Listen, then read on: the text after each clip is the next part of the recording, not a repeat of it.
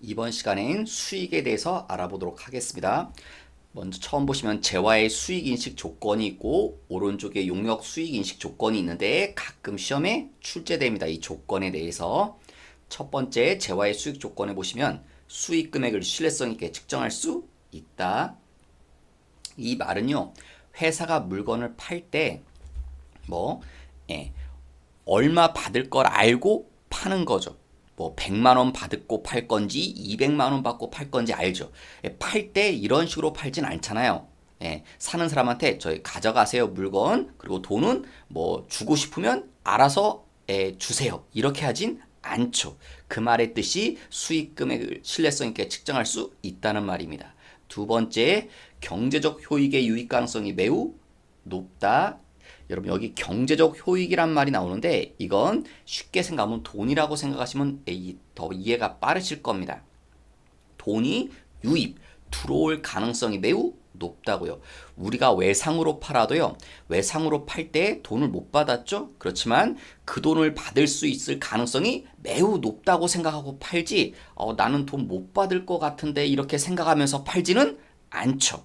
그 말이 2번의 뜻이고요. 세 번째는 거래와 관련해서 발생했거나 발생할 원가를 신뢰성 있게 측정할 수 있다. 이 말은 내가 100만 원에 팔면 나한테 그죠? 내가 100만 원에 팔면 얼마 남는지 알겠다. 그러고 생각하고 팔죠. 그래서 상대방이 막 값을 깎아달라고 해도 내가 어느 정도 선에서 값을 깎아줄 수 있잖아요. 내가 손해보면서 손해보는 선까지 값을 깎을 수는 없죠. 그 말이 3번이겠죠. 내가 100만 원에 팔면 이 물건의 원가는 50만 원 정도니까 10만 원, 20만 원까지는 깎아줄 수 있겠네, 이렇게 생각하시고 팔잖아요. 그 말의 뜻이 3번이고 4번은 재화의 소유에 따른 유의적 유형과 보상이 구매자에게 이전돼야 된다. 이제 구매자가 물건을 샀죠? 판매자가 팔았다면 그 물건을 구매자가 가져가다가 깨트렸다. 그래도 판매자가 걱정할 건 없죠. 그 말입니다. 이제 왜? 그건 구매자가 알아서 해결해야 될 문제니까 그 말의 뜻이 4번이고요. 5번은 5번의 키워드 단어는 길게 써 있지만 요 말입니다. 통제. 물건을 팔았으면 판매자는 그 물건을 이제 더 이상 통제할 수 없죠. 내가 물건을 팔아놓고요, 물건을 산 사람한테 이렇게 내가 강제할 수는 없는 거죠. 이 물건 오늘은 쓰지 마세요. 오후 2시부터 3시까지는 당신은 사용할 수 없습니다.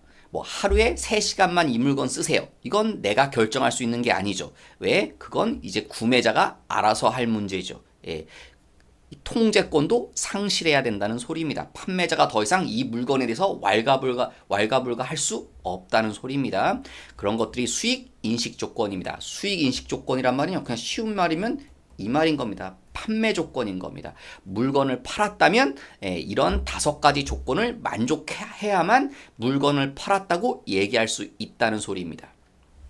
그런데 옆에 용역의 수익 인식 조건인데, 여기 용역이란 말인데 보통 이제 건설업들에서 그래서 이런 표현을 많이 씁니다. 건설 용역이라고. 용역, 재화는 주로 반드시 그런 건 아닌데요. 재화는 눈에 보이는 것들이거든요. 그러니까 눈에 보이는 걸 팔았을 때 조건이고, 왼쪽은 용역은 주로 눈에 안 보입니다. 반드시 그런 건 아닙니다, 여러분. 그냥 이해를 쉽게 해서 제가 그냥 그 예를 그렇게 든 거지. 그래서 용역의 수익 인식 조건은 여러분 왼쪽 거랑 비교하시면 1, 2, 3번까지는 거의 똑같습니다. 3번까지는. 조건이 똑같은데 4번이 좀 다르죠. 옆에 하고 비교하시면 4번은 진행률이 신뢰성 있게 측정 가능해야 된다. 용역에선 이 진행률이라는 건요, 총 예정 원가분의 누적 발생 원가입니다. 총 예정 원가는 내가 이 물건을 만들려면 얼마 정도 들어갈 것 같다 예상하는 거죠. 이건 어디까지나 예상값이 준 거죠. 그런데 분자는요, 누적 발생효과. 누적은 쌓인 거죠. 발생효과. 지금까지 총 얼마 들어갔냐는 거예요. 그러니까 이거는 예상입니까? 사실입니까? 사실이죠. 지금까지 얼마 들어갔는지 알 수 있죠. 그러니까 이 진행률의 문제점이 나옵니다. 그래서 이 진행률의 문제점은요, 분모 때문에 생기는 거죠. 왜? 분모의 값이 예상값이기 때문에 여러분 A라는 사람과 B라는 사람은 서로 예상하는 게 다를 수 있잖아요. 그래서 분모 값이 서로 다를 수 있습니다. 그러면 진행률도 달라질 수 있습니다. 그래서 이 진행률이 문제가 있습니다. 뭐 이 부모를 속일 수 있다는 거예요. 그래서 이 말이 강조되는 겁니다. 신뢰성이란 말이. 그래서 이 진행률을 신뢰성 있게 측정이다. 진행률을 뭐 그냥 너희들 마음대로 이랬다 저랬다 그런 식으로 하지 말라는 소리입니다. 이거 우리 2강에서 잠깐 배울 때 이거 배운 적 있을 겁니다. 목적, 적합성과 신뢰성 할 때 여기 진행 기준이란 말이 또 나오죠. 요 진행 기준은 뭐가 좋은 정보라고요? 목적, 적합성이 좋은 정보다. 뭐가 안 좋은 정보라고요? 신뢰성은 좀 떨어진다고요. 왜? 진행률 때문에 그렇습니다. 금방 설명드렸지. 진행률이 그런 문제점이 있기 때문에 진행률을 가지고 하는 진행 기준은 신뢰성이 좀 안 좋습니다. 대신 목적, 적합성이 더 좋은 정보를 나타내는 거고요. 자, 다시 돌아가셔서 자, 그 다음에 이제 인식 조건에 대해서 이 그다음 박스에 있는 말은 쉬운 말로 언제 매출로 할 거냐? 일반 매출 이건 아셔야죠. 일반 매출은요. 이게 일반적인 케이스니까 일반적으로 인도 기준. 인도란 말 알죠? 물건을 주면 매출이라고요. 그래서 뭐 일반적인 매출은 우리 뭐 흔히 뭐 우리가 거래하는 것들이 거의 대부분 일반 매출이죠. 우리가 뭐 슈퍼마켓 같은 데서 물건을 사면 가게 주인이 우리한테 물건을 주잖아요. 그러면 슈퍼마켓 입장에선 그게 매출이라고요. 우리한테 물건을 주는 순간 매출이 발생했다 그 소리입니다. 그 다음에 두 번째 공사 수익과 용역 매출이 나오죠. 네, 거의 같은 겁니다. 공사 건설업은 용역이거든요. 그래서 용역은 이 말이 키워드입니다. 진행 기준. 진행 기준이란 말은요. 진행될 동안에 매출이 계속 발생된다는 소리입니다. 예를 들면 여러분 이 공사 수익 용역 매출이라고 했으니까 예를 들면 건설업자가 있다고 할게요. 건설업자가 자 누가 집을 지어달래요. 이렇게 집을 지어달라고 하면 집을 지어주면 내가 당신한테 1억을 줄게요. 이래요. 건설업자한테 1억을 주겠다고 이렇게 말합니다. 그러면 건설업자는 물건을 이 집을 만들어야겠죠? 그리고 다 만들면 돈을 주겠다고 예를 들어 그렇게 계약을 했다고 쳐요. 그러면 건설업자는 이 집을 만드는데 시간이 좀 걸릴 거 아니에요. 그죠? 뭐 집이 이 집 같은 게 뭐 몇 층짜리 집이라면 뭐 몇 년이 걸릴 수도 있잖아요. 그러면 이 집을 만들어가는 동안에 하루아침에 만들 수는 없으니까 그러면 만들어가는 동안에 계속 뭐는요? 일이 진행되는 동안에 계속 뭐는 발생하는 거다. 매출은 계속 발생하는 겁니다. 일이 진행하면 매출은 계속 늘어나는 겁니다. 물론 돈은 받았다 못 받았다 그건 중요한 얘기가 아니고요. 돈 받았냐 안 받았냐는 매출, 수익을 인식하는 조건이 아닙니다. 그래서 이 건물을 계속 쌓아나가는 동안에 설사 이 사람이 집을 뭐 이렇게까지밖에 못 만들었어요. 다 못 만들었죠? 그래도 매출은 발생한 겁니다. 돈 받을 권리는 어느 정도 있다는 거죠. 1억 다는 못 만들었으니까 1억까지 받을 권리는 없겠지만 어느 정도 받을 권리는 있다는 겁니다. 그 다음에 그래서 여러분이 용역이란 말에 좀 키워드를 두시고요. 시험에 예전에 이렇게 나온 적이 있거든요. 그때 뭐 이랬습니다. 컴퓨터, 뭐 수리, 수선, 용역. 그래서 얘는 쭉 해서 여기 인도 기준을 사용한다. 수익 인식 조건에 인도 기준을 사용한다고 할 때 여러분이 보셔야 되는 키워드 단어는 뭐냐면 컴퓨터 수리 이런 말이 중요한 게 아니라 무슨 말이 눈에 보이신다고? 용역. 용역은 무슨 기준이다? 인도 기준이 아니라 진행 기준이다. 그래서 이런 표는 틀리게 되는 거죠. 그 다음 세 번째 위탁. 위탁은 남한테 팔아달라고 부탁하는 거죠. 그 부탁을 받은 사람이 누굽니까? 수탁자. 내 대신 물건을 팔아주는 수탁자가 팔았대요. 그러면 나 대신 물건을 판 거니까 내가 물건을 판 셈이라고요. 이건 재고자산 할 때도 같이 나왔던 얘기랑 똑같습니다. 그 다음에 시용판매. 시용판매는 테스트해보고 결정하는 거죠. 고객님 써보시고 결정하세요. 살지 안 살지. 그러면 매입자가 써본 다음에 여기 의사표시를 하면 써보고 마음에 들어요. 살게요. 그런 의사표시를 하면 그날 매출이 이루어진 겁니다. 그 다음 장기 할부 판매도요. 여러분 할부는 다 알죠? 카드니까. 근데 앞에 장기라고 붙어있죠. 그럼 장기 할부도 있으면 단기 할부도 있겠죠? 몇 개월짜리 할부도 있잖아요. 그러면 근데 몇 개월 할부 얘기는 안 써있죠. 그러니까 여기 들어가는 겁니다. 단기 할부는 일반 원칙에 따라서 요 속에 속해 있는 겁니다. 일반 매출에. 장기 할부 판매를 굳이 써놓은 이유는 할부는 다 알잖아요. 돈을 나눠서 받죠. 여러 번에 걸쳐서 장기 동안에, 그러니까 1년 이상 동안에 돈을 나눠서 받습니다. 그래도 돈은 다 못 받았죠. 오늘 물건을 주면 돈은 못 받았죠. 그렇지만 매출은 뭐다? 인도 기준. 물건을 주면 돈은 다 못 받았지만 역시 매출이라고요. 근데 옆에 써 있는 말은 여러분 장기 할부로 파면 그 속에 분명히 요게 다 들어가 있습니다. 이자가. 왜냐면 물건 파는 사람이요. 돈을 정말 늦게 받잖아요. 1년 이상 동안에 걸쳐서 받기 때문에. 그러면 물건 팔 때 사실은 지금 이런 거죠, 여러분. 우리 여러분 홈쇼핑 같은 거 보면 많이 나오죠, 여러분. 원래 뭐 이렇게 표현하죠, 이렇게 3만 원짜리 물건이 있으면 자 카드요, 카드 뭐 이러죠, 무이자 3개월이라고 막 광고를 때리죠. 그러면 한 달에 얼마씩입니까? 10,000원씩. 그래서 우린 무이자로 판다고 이렇게 얘기합니다. 그러면서 또 이런 말 하죠. 그런데 여러분 일시불로 하면요, 뭐 1,000원 깎아줄게요. 일시불로 하면 지금 돈을 당장 다 준다면 29,000원만 내시면 됩니다. 이런 말 하죠. 그러니까 사실은 이건 말장난인 겁니다. 이거는 깎아준 게 아니라 어떻게 보면 이겁니다. 이자를 받는다는 소리입니다. 그러니까 원래 얼마짜리 물건이라는 소리입니까? 29,000원짜리 물건이고요. 너희가 3개월 동안에 걸쳐서 나한테 돈을 준다면 나는 이자에 해당하는 1,000원을 받을 거라는 겁니다. 그러니까 이 속에요, 1,000원의 이자가 숨어 있다는 겁니다. 이자가 이 속에 숨어 있는 겁니다. 그럼 이 속에 얼마씩 이자가 들어가 있다는 거죠. 그 이자는 시간이 지남에 따라, 그죠? 이자는 시간이 지났다나 발생하는 거잖아요. 이자는 날짜 계산을 하니까. 그래서 기간 경과에 따라 인식한다. 그렇게 이자는 인식합니다. 이자는 원래 시간의 지남에 따라 인식되는 거기 때문에 그게 원칙이죠. 그 다음 부동산 판매. 뭐 부동산 거래할 때 잔금, 청산인.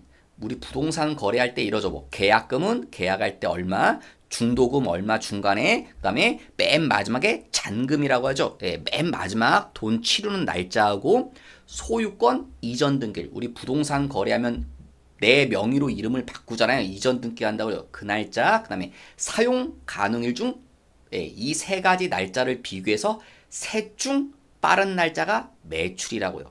물론 실무적으로는 이 세 날짜가 거의 똑같죠, 여러분. 실무적으로는. 왜냐면 우리가 보통 잔금 치르는 날 이사 가죠. 그럼 이사 가면 그 집은 그날부터 쓸 수 있죠. 그러니까 이게 똑같죠. 그 다음에 잔금 치르면 집 산 사람이 불안하니까 그날 바로 등기소 가서 이전 등기도 같이 이루어지죠. 그래서 보통 통상적으로는 저 세 날짜가 거의 같습니다. 같은데 이제 실무적으로는 가끔 가다가 뭐 계약 조건에 따라 이 세 날짜가 서로 조금씩 틀릴 수 있거든요. 그때는 그 세 가지 날짜를 비교해서 셋 중 빠른 날을 판매한 날짜로 보겠다는 겁니다. 부동산은. 그 다음에 이건 앞에서 한번 나왔죠. 순매출액. 순매출액은 총 매출액에서 할인, 애누리, 환입이란 말을 다 뭐 해주는 거다? 차감 빼줘야 된다는 거. 그 다음에 이제 조금 계정 과목에 대해서 훑어볼 건데요. 수익 계정 과목에 대해서 수익의 가장 대표적인 애는 매출입니다. 물건을 파는 게, 회사가 수익을 내려면 물건을 팔아야죠. 그래서 수익의 가장 대표적인 계정 과목은 매출입니다. 도소매 기업들은 상품을 파는 거니까 상품 매출이라고 하고, 제조기업들은 만든 물건, 제품을 파니까 제품 매출이라는 표현을 씁니다. 옆에 써놓은 것들은요, 코드 번호고. 뭐 코드 번호 외울 수 있으면 이런 건 좋지만 못 외우셔도 그냥 제가 자꾸 보라고 써둔 겁니다. 400번대가 대표적인 수익 계정 과목입니다. 수익. 그 다음에 이런 계정 과목들 매출 환입 및 애누리 매출 할인 계정 과목인데요. 얘네들이 코드 번호가 많다고요. 여러분 위에는 402번이죠. 그러면 얘는 누구에 관련된 거라고요? 얘에 관련된 거라고요. 상품에 따른 매출 환입 및 애누리라는 거고 405번에도 매출환입 및 애누리가 있는데 이건 제품 매출에 관련된 코드 번호라고요. 그러니까 여러분 실기시험으로 할 때 똑같은 이름들이 있는데 코드 번호가 서로 달라요. 그러면 저 코드 번호를 반드시 구별해서 쓰셔야 됩니다. 그 다음 세 번째, 이자, 수익. 네, 이자 받으면 이자, 수익이라고 하죠. 그 다음 배당금, 수익. 배당금 받으면 무슨 배당금 받을 때 쓰는 겁니까? 이 이름은 현금 배당을 받을 때 쓰는 이름이다. 주식 배당을 받을 땐 회계 처리하지 않는다. 그래서 계정 과목이 없습니다. 주식 배당을 받을 때 쓰는 계정 과목은 회계 처리 안 할 건데 이름을 만들 필요가 없죠.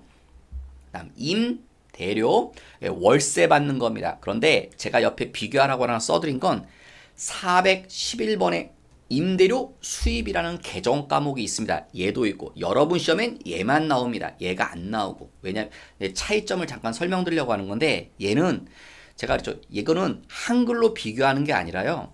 한글 임대료, 임대료 수입 다 똑같은 뜻입니다. 한글로 하면 그냥 월세 받는다는 그런 말은 똑같습니다. 그런데 코드 번호가 달라요. 하나는 400번대고 하나는 900번대입니다. 400번대는 수익 계정 과목인데 이건 무슨 의미냐면 우리는 임대료 받는 걸 주업으로 우린 임대료 받아서 먹고 사는 회사예요. 그런 회사들이 쓸 때가 임대료 수입 411번이고요. 400번대를 쓰는 거고요. 904번은 우리는 원래 제조기업이에요. 여기서 물건을 제조하는데 공간이 여기 조금 남아 돌아요. 그러니까 여기 좀 아까우니까 이걸 다른 사람한테 세 준다는 거예요. 세 주고 여기서 월세를 임대료를 받겠다는 소리입니다. 세 주고 그러면 이때 우리는 뭐가 주업입니까? 물건을 만들어서 파는 게 이렇게 돈 버는 게 주업이고 이 임대료는 그냥 일종의 부수입이라는 소리죠. 그래서 그때는 900번대 영업 외 코드 번호를 써야 됩니다. 그 다음 여섯 번째 단기 매매증권 평가익. 단기 매매증권 평가할 때 이익 나면 7번 단기 매매증권 처분익. 단기 매매증권을 처분 팔았을 때 이익 났을 때. 그 다음 8번과 9번은 좀 같이 보시고 8번은 외환 차익, 9번은 외화환산 이익. 계정 과목이 좀 길지만 이건 다 여러분이 시험 볼 때 외화 얘기 나오면 이 두 가지 계정 과목 중에 하나가 나올 겁니다. 그런데 외환 차익은요 원래 그런 건 아닙니다. 원래 그런 건 아닌데 그냥 여러분은 시험 볼 때 이렇게 이해하시는 게 편해서 가끔 요 위에 계정 과목하고 밑에 계정 과목을 이게 오락가락 하는 경우가 있거든요. 헷갈리는 경우가. 그래서 제가 날짜로 구별해 둔 겁니다. 1월 1일부터 12월 30일까지라 하면 그냥 짧은 이름 외환 차익이라는 이름을 쓰는 거고요. 외화 환산익은 결산할 때 12월 31일 날 쓰는 계정 과목이라고 해서 이게 언제 써야 될지 이게 헷갈리시면 날짜 가지고 구별해 보시라는 소리입니다. 이건 다 외화 나왔을 때 외화는 환율이라는 게 있죠. 환율이 변함에 따라서 이게 손해가 나기도 하고 이익이 날 수도 있거든요. 그때 쓰는 이름이 외환차익, 외환산익 이런 이름들이 있다는 거. 그 다음에 대손 충당금 환입인데 옆에 코드 번호가 몇 번대입니까? 900번대에 언제 써야 된다? 미수금이나 대여금일 때 저 900번대 대손당금 환입을 써야죠. 여러분 이거 대손충당금 할 때 있죠. 대손충당금 환입이 800번대도 있었죠. 똑같은 이름이 코드 번호가 8로 시작하는 것도 있잖아요. 그때는 외상매출금이나 대여금일 때 800번 코드 번호를 써야 되죠. 그 다음 11번 수수료 수익 수수료 받았을 때 뭐 시험에 잘 안 나오고요. 그 다음에 12번 전기 오류 수정 이익. 그 다음 제가 두 개 써놨죠. 전기 오류 수정이익, 전기 오류 수정이익.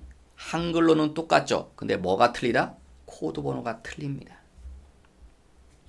전기 오류, 말 끊어서 볼까요? 여러분, 전기라는 말이 뭡니까? 작년에 오류, 잘못했어요. 뭘? 회계 처리를. 그러니까 작년에 회계 처리를 내가 잘못해버려서 그걸 언제 발견했다는 거예요? 올해.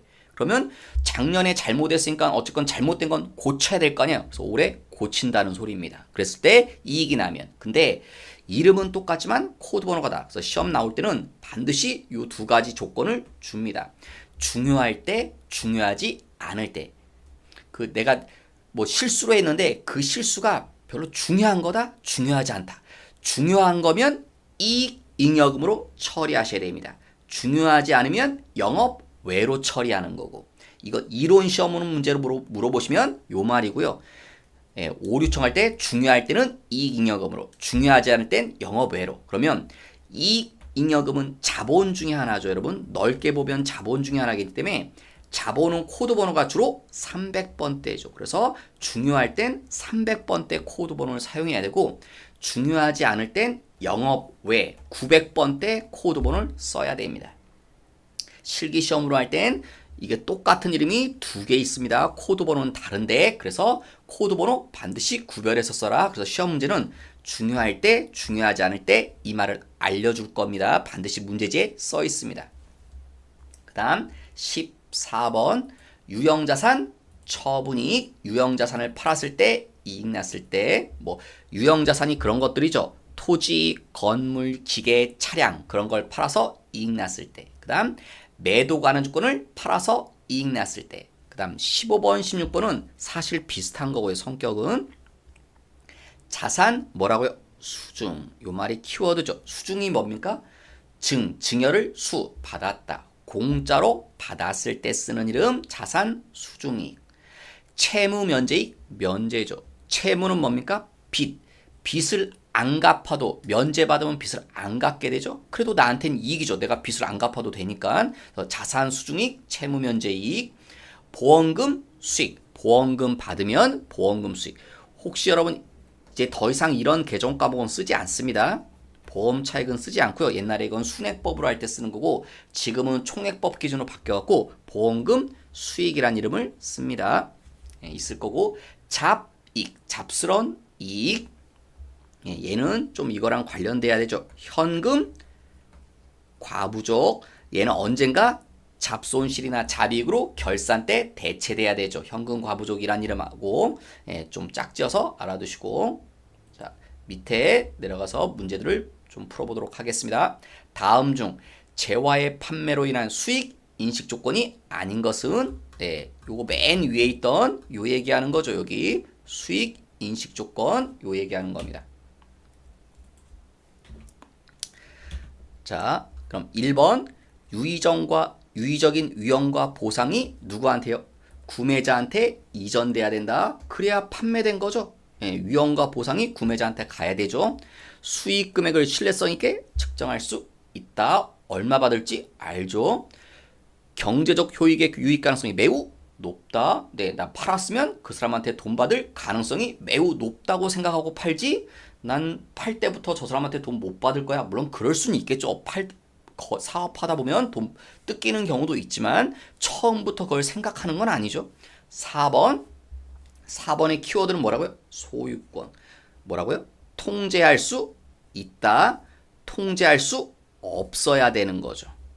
판매가 이루어지면 더 이상 판매자는 소유권을 상실하기 때문에 그 물건에 대해서 내가 관여할 권리가 없죠. 그러니까 이건 수익 조건이 아니죠. 판매자는 통제할 수 없어야 되죠. 통제할 수 있다는 건 이거 완전한 판매가 되지 않았다는 소리죠. 그래서 정답은 4번이죠. 두 번째, 수익 인식 조건으로 틀린 것은 1번하고 거의 비슷함이죠. 비용을 신뢰성 있게 측정할 수 있다. 경제적 효율의 유익 가능성이 매우 높다. 세 번째, 구매자에게 이전돼야 된다. 발생했거나 발생할 옷간을 측정할 수 있다. 네, 위에 거 비교해 보시면 없는 얘기 있죠. 그게 뭡니까? 1번이죠. 그래서 비용 금액을 신뢰성 있게 측정할 수 있다는 얘기 나오지 않죠, 여러분. 2, 3, 4번은 다 맨 위에 거기 박스에 있었을 겁니다. 그 다음 3번.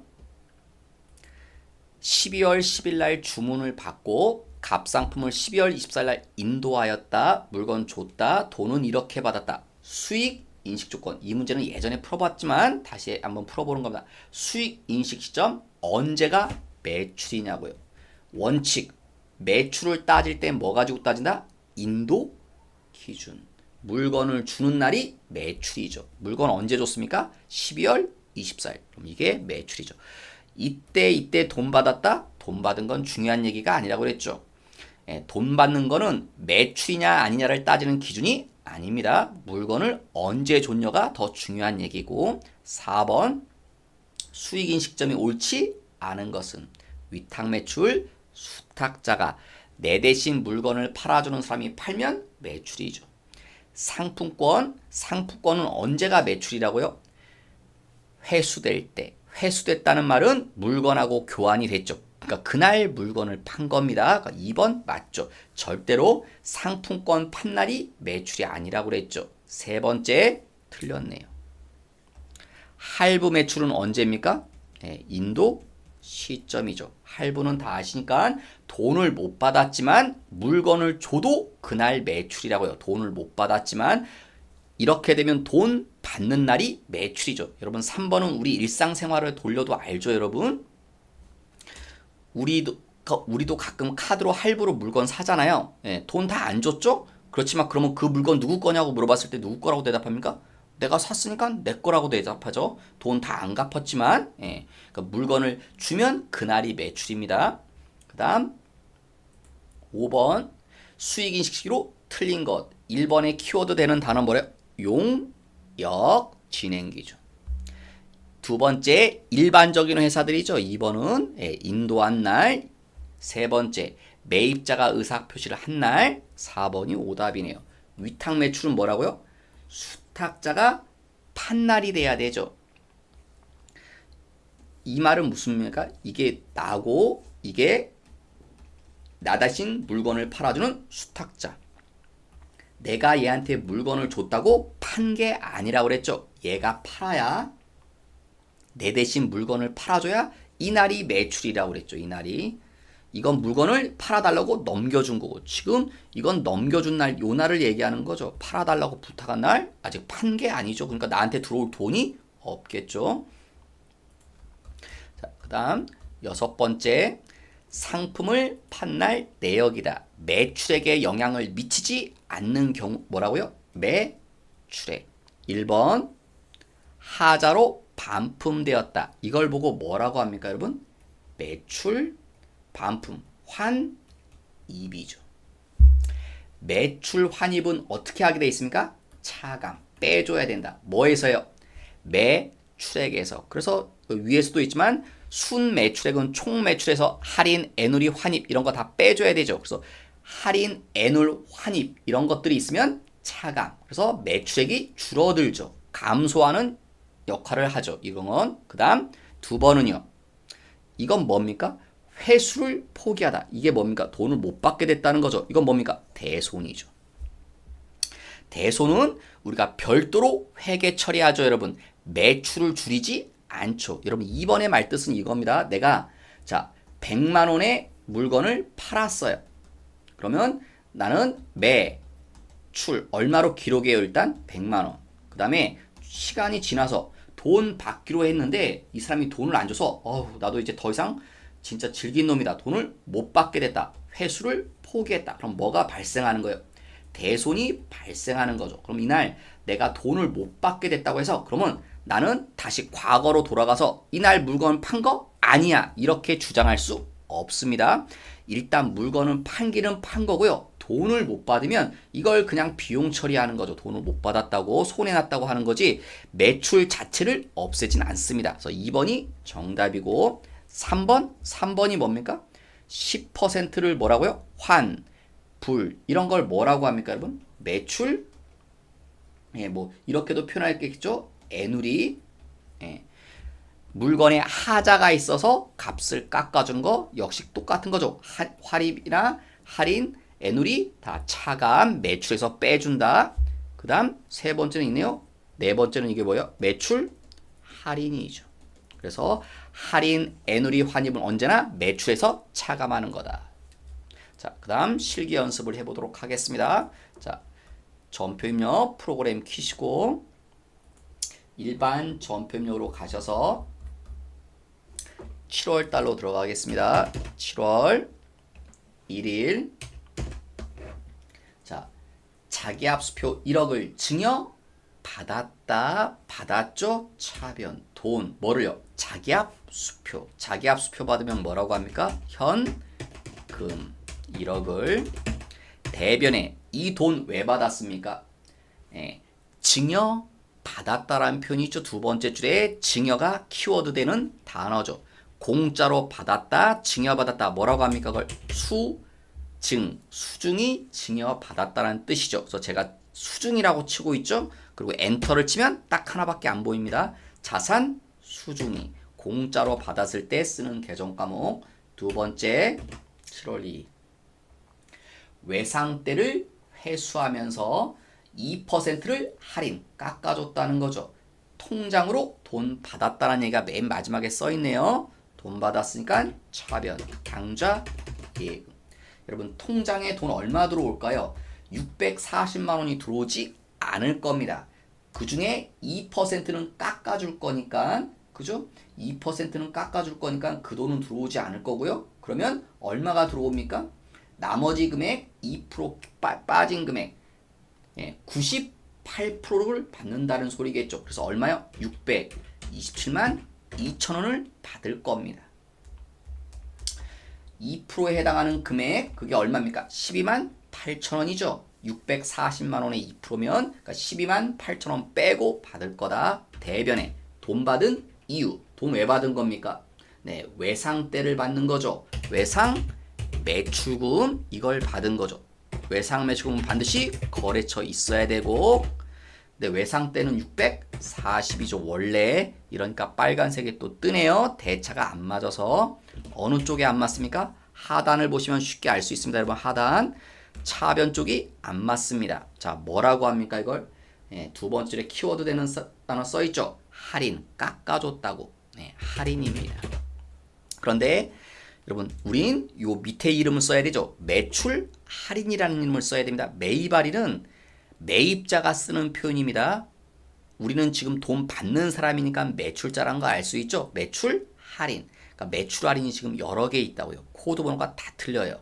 자, 그래서 첫째 줄에 이 단어 있다고요. 무슨 단어? 제품. 첫째 줄에 제품 외상대란 말 나와 있죠. 그래서 406번 매출 할인을 선택하셔야 됩니다.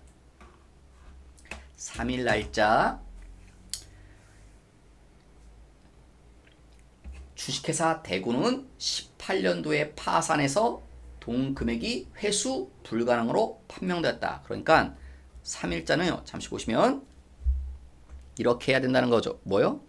자, 회수 불가능해요. 돈을 못 받게 되는 거죠. 이게 뭐요? 대손. 그러면 이렇게 해야겠죠. 뭐 외상 매출금이 300만 원 대변에 사라지고 차변에는요. 뭐 이런 계정 과목이 나와야죠. 대손, 뭐 충당금 같은 거 이런 거.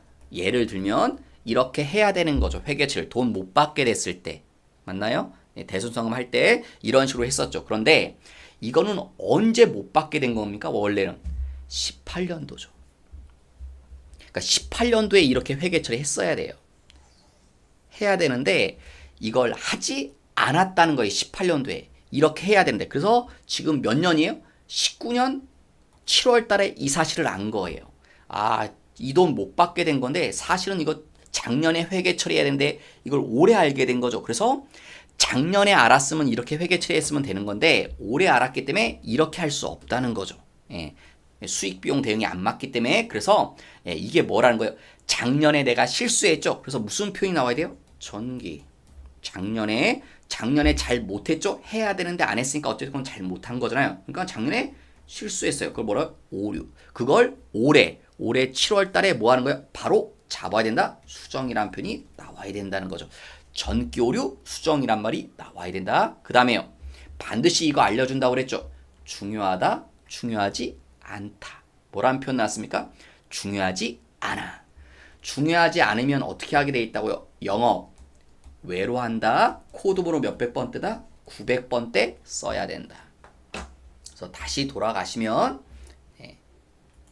자, 어쨌건 돈을 못 받으니까 이건 사라져야 되죠. 뭐요? 외상 매출금은 사라져야 됩니다. 대구 얼마요? 300. 그 다음 차변에 쓰는 이름이 뭐라고요? 작년에 잘못한 걸 바로잡는다 해서 전기 오류 수정이란 말을 쓰는 겁니다. 그런데 지금은 뭘 써야 되냐면 차변 쪽에 쓰죠. 그래서 손실이라는 계정 과목을 써야 됩니다. 이익이 아니라 이익일 땐 대변에 쓰는 거고요. 손실이니까 차변 쪽에 씁니다. 그런데 똑같은 이름이 역시 두 개 있죠? 아까 중요하다, 중요하지 않다. 중요하지 않다라고 그랬죠. 그럴 때 900번대. 그래서 요 두 개는 중요할 때 쓰는 이름이고요. 300번대 요 두 개는 중요하지 않을 때 쓰는 개정 과목입니다. 900번대의 영업외. 그래서 우린 요 두 가지 중에 하나 써야 되는데 지금 차변 쪽이니까 전기오류 수정 손실이라고 하셔야 됩니다. 대변이었으면 전기오류 수정 이익이었을 거고. 다음 7월 5일자 단기 매매증권을 팔았죠. 그래서 통장으로 돈을 받았네요. 그래서 대변 가서 단기 매매증권이 사라져야죠. 여러분 사라질 땐 무슨 금액으로서 사라진다고요? 장부에 써있는 숫자대로 사라진다. 장부가액이 사라진다. 장부에 얼마 써있을까요? 2,400. 왜? 2,400에 샀으니까 2,400에 샀다고 장부에 써놨을 거잖아요. 그러니까 2,400이 장부가액이었겠네요. 그 다음 차변에 받은 돈 통장으로. 통장에 돈 얼마 들어옵니까? 28,000원에 팔았다고 그랬죠. 몇 주를요? 1,000주 다. 그럼 얼마 받아야 됩니까? 2,800. 그런데 두 번째 주에요. 수수료 2만원 뭐하고? 제외하고. 그러니까 통장에 2,800만 원이 찍히지 않겠죠. 2만 원 빠지고라고 그랬으니까. 그래서 2,798만 원만 받을 겁니다. 2만 원 빠져서. 그 다음 주의하실 건 절대로 차변에 수수료라는 이름 쓰지 않습니다. 그러면 이거 가끔 이걸 이제 오해하실 때 얘랑 헷갈리시면 안 돼요, 여러분. 뭐랑? 단기 매매주권을 샀을 때는 차변의 수수료 비용이라는 이름이 나오죠. 900번대 영업외로. 그런데 팔 때는 수수료라는 이름을 쓰지 않습니다. 그러니까 파는 건 처분 손익에 가감한다. 자, 수수료 얘기 나왔어요. 단기 매매증권을 단기 매매증권 거래할 때 뭐 할 때요? 우리가 물건을 취득할 때도 수수료, 이걸 살 때도 수수료가 발생하지만 지금처럼 처분할 때도 수수료가 발생합니다. 이때는 뭐라고 한다고요? 이때는 수수료 비용 900번대 영업 외로 하지만 이때는 수수료 비용이라는 이름 쓰지 않는다. 쓰지 않고 어떻게 한다? 이렇게 표현합니다.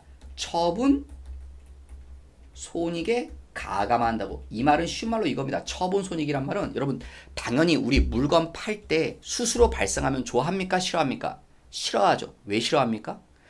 왜? 이 돈은 우리가 줘야 되니까 이 돈이 있으면 내 이익이 작아지죠. 그래서 내 이익이 감소됩니다. 그리고 손실일 때는 손실은 점점 늘어나죠. 이 수수료 때문에 손실이 더 깊어지죠. 그래서 처분 손익에 가감한다라고 표현하는 겁니다. 그래서 취득할 때하고 처분할 때 이거 오버리핑 돼서 갑자기 이 얘기가 떠오르시면 안 됩니다, 여러분. 지금은 처분할 때 수수료니까 수수료 비용 이런 이름 쓰지 않는다는 거. 자, 대차가 안 맞죠. 어느 쪽에 안 맞습니까? 대변에. 그래서 대변에 뭐라고 한다? 팔았습니다. 처분. 대변이란 건 벌었다는 거죠. 그래서 처분 이익입니다. 뭘? 단기 매매주권을 팔아서 이익 났습니다. 그 다음 7월 7일자 외상 매입금을 면제받았다. 그럼 외상 매입금을 안 갚아도 되겠죠. 그래서 차변 가서 외상 매입금이 감소됩니다. 거래처 인천 금액은 500. 자, 대변에 뭐라고 합니까? 힌트 단어 써있죠. 뭐라고? 면제, 채무 면제 이익. 빚을 면제받아도 나한텐 이로운 거죠. 그래서 채무 면제 이익. 6번 7월 8일자 단기 차입금을 상환한다. 그러면 내가 빚을 갚는 거죠. 그래서 통장에서 이차했다. 대변에 보통 예금. 통장에서 돈을 갚았으니까요. 자, 그러면 통장에서 사라져야 될 돈은 얼마입니까? 내가 갚아야 될 돈 10,000달러. 10,000달러를 갚아야 됩니다. 그런데 이걸 환전해서 우리나라 돈으로 가져가서 은행에서 갚아야 되니까 환율을 알아봐야 되는데 환율이 얼마입니까? 상환, 갚을 때 환율이라고 써있죠? 얼마? 1,000원. 그래서 갚을 때 환율은 얼마다? 1,000원이래요. 그러면 우리나라 돈으로 얼마를 들고 가야 됩니까? 1,000만 원을 들고 가야 되죠. 그래야 10,000달러가 될 겁니다. 자, 그 다음 차변에 내가 이 돈 은행에 왜 주는 겁니까? 빚을 갚으려고. 그 빚이 뭡니까? 이거죠. 단기 차입금을 갚으려고. 자, 단기 차입금 거래처 반드시 있어야 됩니다. 누구래요? ABC사에 갚는 거죠. 자, 그 다음에 요 부분을 주의하셔야 됩니다. 1,000만 원, 빚은 1,000만 원이 아닙니다. 여러분, 우리가 예전에 몇 달러 빌렸습니까? 10,000달러를 빌렸습니다. 빌릴 때, 그때 빌릴 때는 환율이 얼마였대요? 빌릴 때는 1,100원의 환율이었어요. 그럼 우리나라 돈으로 얼마를 그러니까 빌릴 때는 이런 식의 회계 처리가 있었을 겁니다. 현금 얼마? 1,100. 환율이 1,100원 있을까? 그 다음에 단기 차입금 1,100. 이렇게 장부에 썼을 거예요. 빌릴 때. 그러니까 우린 이거를 갚는 거죠. 이렇게 장부에 써있을 때가. 그러니까 단기 차입금은 1,000만 원이 아니라 1,100을 갚는 겁니다. 이러니까 대차가 안 맞아서 빨간색이 뜹니다. 어느 쪽에 안 맞습니까?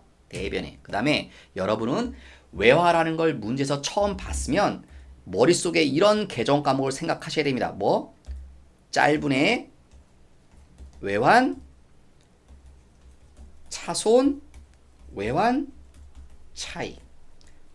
손실은 차변에, 이익은 대변에. 그 다음 또 긴 이름 하나 있었죠. 외화, 환산, 손실, 외화, 환산, 이익. 제가 4가지 썼지만 쌍은 2쌍인 거죠. 짝지어진 거니까. 자, 짧은 이름, 긴 이름. 제가 어떻게 구별하시라고 그랬나요? 이건 평소에. 이건 언제만? 이 아래 건 12월 31일. 결산 때 쓴다. 이렇게 구별하는 게 쉽다고 그랬죠. 그래서 우린 지금 위에 거 써야 됩니까? 아래 거 써야 됩니까? 날짜를 보세요. 12월 30일이 아니죠. 짧은 이름을 쓰면 됩니다. 자, 그런데 어느 쪽에 써야 됩니까? 지금 대변이 안 맞죠. 그러니까 뭡니까? 외환, 차익이 되는 거죠. 손해어는 손실은 차변이니까. 그래서 지금 환율 때문에 얼마 법니까? 100만 원 벌었죠. 왜? 빌릴 때는 1,100 빌렸는데 갚을 때는 1,000만 원 갚고 100만 원 덜 갚았잖아요. 환율 때문에. 그래서 환율 때문에 이익 봤죠. 외환 차익이라고 합니다. 7번은 날짜가 언제입니까? 12월 30일. 무슨 날짜입니까? 결산. 기말 현재 장부상 ABC사에 대한 외상 매출금. 아마 수출했나 봐요. 그러니까 달러로 수출했다. 몇 달러요? 10,000달러를 팔았나 봐요. 외상으로. 근데 환율이 얼마에 돼요? 1,050원. 그 말은 물건 팔 때. 내가 물건 판 날은 환율이 1,050원이라서 장부에 1,050만 원이라고 써놨다고요. 받을 돈을. 못 받았으니까 물건 팔 때는 외상으로 팔았나 봐요. 근데 이 돈을 지금 12월 30일이라 됐는데 아직도 못 받았는데 환율이 얼마래요?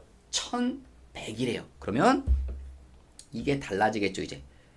예전에는 장부에 이렇게 써 있는 겁니다. 외상 매출금이 1,050만 원이었다고요. 그런데 지금은 외상 매출금 얼마로 기재해야 된다는 거예요.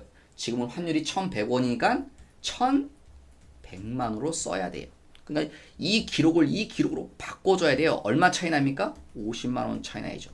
늘려야 돼요? 줄여야 돼요? 늘려야 되죠. 그죠? 그래서 차변 가서 외상 매출금을 늘려야 됩니다. ABC사 거래처 빼먹지 마시고 50만 원 늘려줘야 되고요.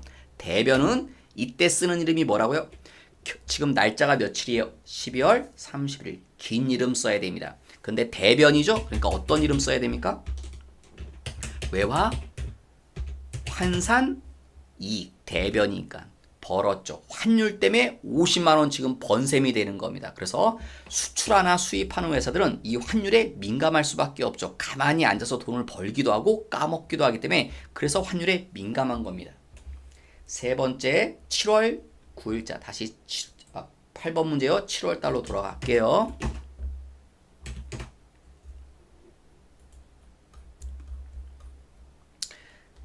8번. 자, 8번은 6, 7번 문제를 조금 연결해 본 겁니다. 좀. 자, 물건 언제 팔았네요? 18년 12월 15일 날 수출한 겁니다. 작년 18년 12월 15일 날. 자, 회계 처리 어떻게 합니까? 자, 뭐 이러겠죠. 제품 매출. 수도 파는 거니까 매출 팔았습니다. 몇 달러? 2만 달러. 근데 그때 환율은 얼마래요? 1,500원. 그러니까 얼마입니까?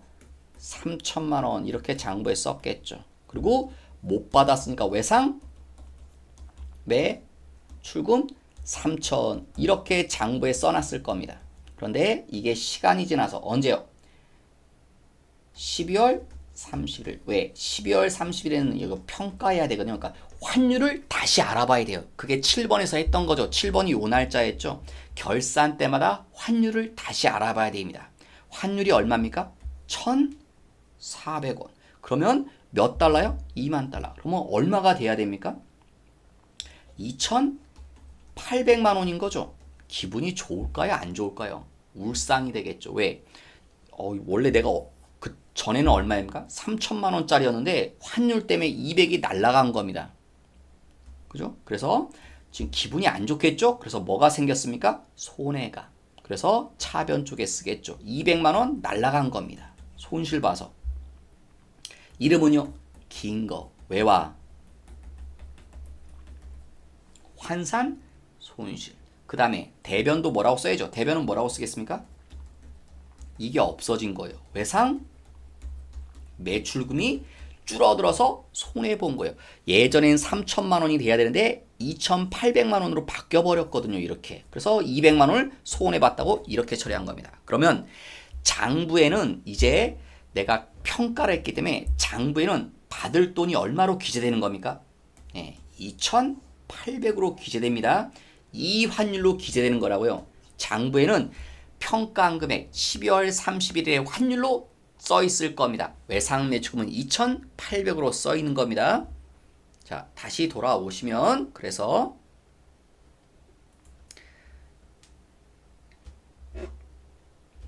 차변 돈 받았다는 표현이 있죠. 통장으로.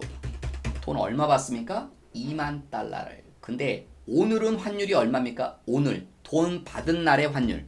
7월 9일의 환율은 얼마라고 써 있습니까? 1,600원으로 돈 받은 날의 환율 오늘 받는 거죠. 오늘의 환율은 1,600원. 그러면 얼마입니까? 3,200을 받은 거죠. 3,200만 원 받은 겁니다. 오늘의 환율이 1,600원이니까 대변에 이 돈 왜 받았습니까? 외상 매출금 ABC사. 자, 그런데 외상 매출금은 얼마를 받은 겁니까? 아까 얘기했죠. 장부에 써 있는 숫자대로 사라진 거죠. 그래서 2,800 3,000이나 3,200이 아닙니다. 2,800으로 써 있었을 거니까 그 금액이 사라진 거죠. 그걸 받은 거니까 대차가 안 맞죠. 대변에. 자, 뭐라고 한다? 외환 대변이니까 이익 차익이라고 하셔야죠. 이제는 환율 때문에 다시 환율이 뛰어서 기분이 좋아졌겠죠. 그 다음 9번 7월 11일 당자 수표 받았다. 당자 수표 받으면 차변에 현금 500. 대변에 돈 왜 받았습니까? 임대료. 여기 임대료 수입 904번의 임대료. 한글로는 똑같은 의미라고 그랬죠. 뭐 써야 됩니까? 904번. 이거는 시험에 거의 나오지 않습니다. 왜냐면 이거 아까 얘기 드렸죠. 400번대이기 때문에 이건 우리 회사는 임대료 먹고 사는 게 주업이라고. 근데 우리 회사는 제조가 주업이죠. 임대료는 그냥 부수입이고. 그래서 904번 임대료 이거 쓰셔야 됩니다. 411번 쓰시면 안 되고.